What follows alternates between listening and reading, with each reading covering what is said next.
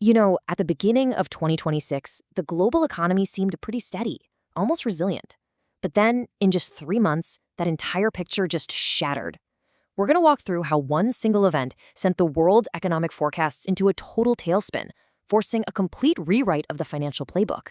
All right, let's get into it. So rewind to January. This is what the IMF was telling everybody. A steady path forward. They were calling it steady amid divergent forces. The thinking was inflation was going to cool down, growth was holding up, and markets were, pretty optimistic. It was a picture of calm, of predictability. But that calm, turns out, it was incredibly fragile. A military conflict suddenly erupted in the Middle East, right around Iran. And just like that, one of the most critical arteries of the global economy was under threat, and every single assumption from January thrown right out the window. Analysts, particularly over at Allianz, were quick to slap a label on this new reality, the fog of war. And this wasn't just some regional issue. Oh no, this was a global economic event that introduced a deep, unpredictable new layer of risk into every single market. Now, what's so fascinating about this concept, this fog of war, is how it perfectly captures the sheer uncertainty of it all. It's not just about the conflict itself, it's about the ripple effects, the cascades across supply chains, energy prices, and just market confidence in general. We're talking about an environment where old data is basically useless, and the future is, well, it's a total unknown. So here's the nuts and bolts of the shock. The conflict put the Strait of Hormuz, a massive choke point, directly at risk. We're talking about a route that handles a staggering 25% of the entire world's oil and gas. That immediately sent this cost-push shockwave through the whole system, hitting everything from the price you pay at the pump to the cost of fertilizers and aluminum. And this, right here, this shows you the damage in black and white.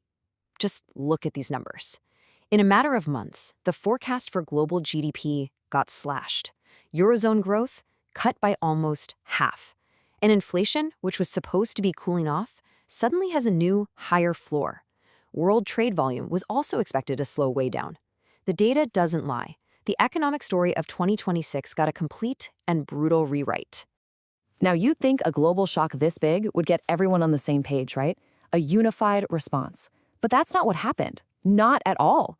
Instead, it exposed and even deepened the divisions between the world's major central banks. They went in completely different directions. Okay, so you've got the U.S. Federal Reserve on one side. Their playbook, they're trying to look through this, treat it as a temporary inflation blip, and just keep rates on hold, hoping it all blows over. But on the other side, you've got the European Central Bank. They're facing a much more direct energy shock, and they're terrified that inflation expectations will get out of control. So their plan? Hike rates by 25 basis points just to show they're serious, and then hit pause to see how bad the slowdown gets. Two massive economic powers, two totally different strategies. And this fragmentation isn't just happening between countries. It's happening inside them, creating this huge divide in the corporate world. The pressure is not being felt equally, not even close. This slide tells such a fascinating story. It's a tale of two economies. The big cap companies, the S&P 500 giants, they're showing incredible resilience. Why? Well, they're cashing in on AI-driven productivity, and they have a global footprint that helps them absorb these kinds of shocks. But for the smaller, non-listed firms, it is a completely different world. They're getting absolutely crushed by high input costs, tariffs, and high interest rates. Analysts are even calling it a profit downdraft. And here's where it gets really interesting. A crucial layer of risk on top of all that data. BlackRock is pointing a finger at CEO overconfidence.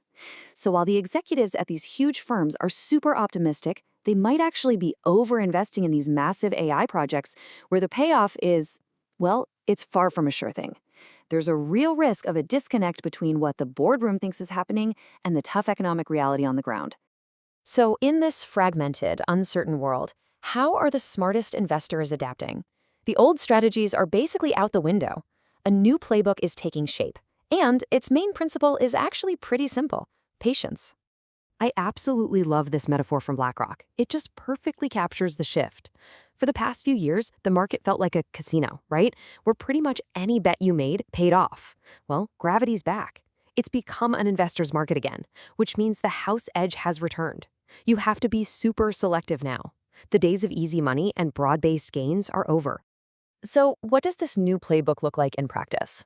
Well, according to BlackRock, it's all about focusing on income to stabilize your portfolio. It means prioritizing high-quality fixed income to lock in some decent yields. It means choosing patience over just chasing momentum. And maybe most importantly, it means being extremely selective and avoiding those lowest quality parts of the market where defaults are likely going to start rising. And of course, it's really important to state that all this analysis is for educational purposes.